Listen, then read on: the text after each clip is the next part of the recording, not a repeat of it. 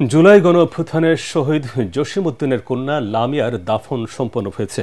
বাদ মাগরিব গ্রামের বাড়ি পটুয়াখালীতে তার নামাজে জানাজা শেষে বাবার কবরের পাশে দাফন করা হয়েছে।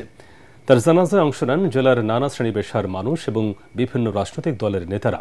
এর আগে তার সুরত হল রিপোর্টে আত্মহত্যার আলামত পাওয়া যায়।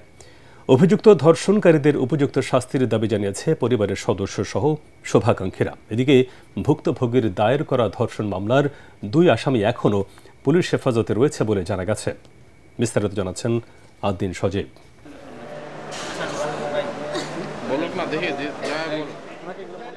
শহীদ কন্যা লামিয়ার মায়ের এই কান্নার যেন শেষ নেই। জুলাই বিপ্লবে স্বামী জসিমউদ্দিনকে হারান। এর 8 মাসের মাথায় মেয়ে লামিয়া দলবদ্ধ ধর্ষণের শিকার হয়। তার 1.5 মাস পর দুনিয়া থেকেই বিদায় নিল এইচএসসি পরীক্ষার্থী লামিয়া। শনিবার রাতে রাজধানীর মোহাম্মদপুর শেখের টেকের ভাড়া বাসা থেকে লামিয়ার মরদেহ উদ্ধারের পর শহীদ সোহরাওয়ার্দী মেডিকেল কলেজ হাসপাতালে নিলে চিকিৎসকরা তাকে মৃত ঘোষণা করেন। আমার মেয়ের জীবন যারা বাঁচতে দেয় না তাদের জীবন আমার সামনে এনে দেবে, আমি তাদের মাঝে এলাম, আমি আর কিছু চাই না। দরজা আটকানো, তারপর ভাঙ্গে তারা সবাই বের করে আসে। মেডিকেল নিয়ে আমার ফোন দিয়েছে, আমি মেডিকেল আসছি।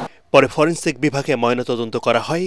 সুরত হল রিপোর্টে দেখা যায় গলায় অর্ধচন্দ্রাকৃতির ফাঁসের চিহ্ন রয়েছে। তাছাড়া শরীরের কোথাও আঘাতের চিহ্ন নেই। আমাদের যে শহীদদের পরিবাররা রয়েছে তাদের নিরাপত্তা ছিল এই রাষ্ট্রের সর্বপ্রথম দায়িত্ব, কিন্তু এই নিরাপত্তা দিতে রাষ্ট্র ব্যর্থ হয়েছে। সেটাই আমরা প্রমাণ পেলাম শহীদ জসিম ভাইয়ের মেয়ে লামিয়ার যে ঘটনাটি ঘটেছে সেটির উপরে। আপনাদের কাছে বিশেষভাবে অনুরোধ করি, শহীদ কন্যা লামিয়ার মরদেহ পটুয়াখালীর পাঙ্গাশিয়া ইউনিয়নে নেওয়া হয়। এ সময় শোক নামে তার গ্রামেও। শেষবার দেখতে ছুটে যান আত্মীয় স্বজন, পাড়া প্রতিবেশী সহ বিভিন্ন রাজনৈতিক দলের নেতারাও।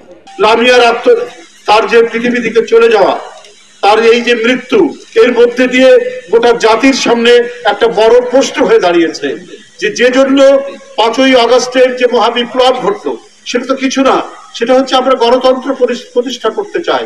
আর গণতন্ত্রের মর্মবাণী কি?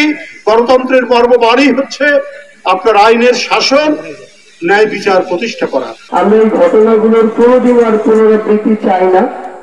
এ কারণে আমাদের জায়গা থেকে অন্তর্বর্তীকালীন সরকারের কাছে একটাই চাওয়া যে আমরা কিছুদিন আগে আমাদের ছোট্ট বোন আসিয়াকে হারিয়েছি, আজকে আমরা আমাদের আরেকজন বোনকে হারালাম। আমরা এই বাংলাদেশে আমাদের বোন আসিয়া লামিয়ার মতো আর কোনো বোনকে হারাতে চাই না। আল্লাহু আকবার। বাদ মাগরিব তার নামাজে জানাজা শেষে নিজ বাড়িতেই দাফন সম্পন্ন হয়। গত 18 মার্চ পটুয়াখালীর নিজ বাসা থেকে নানা বাড়ি যাওয়ার পথে ওই তরুণী সংঘবদ্ধ ধর্ষণের শিকার হয়। পরে সাহসিকতার পরিচয় দিয়ে নিজেই বাদী হয়ে দুমকি থানায় আসামিদের বিরুদ্ধে মামলা করে। আদ্দিন সজীব, এটিএন বাংলা।